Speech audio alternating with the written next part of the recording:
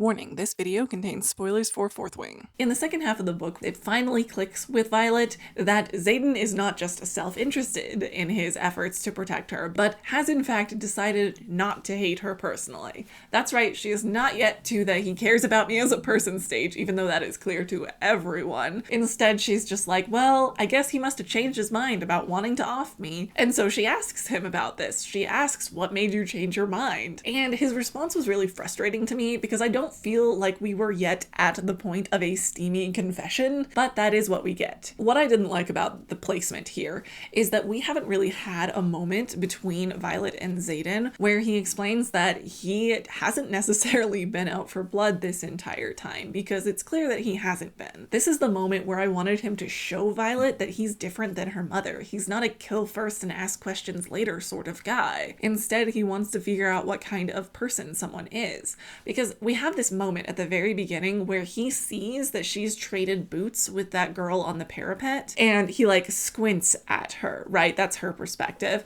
But basically how I interpreted that is he's like, oh, wow, like that is interesting that a Sorengale would be that kind to someone else, that selfless.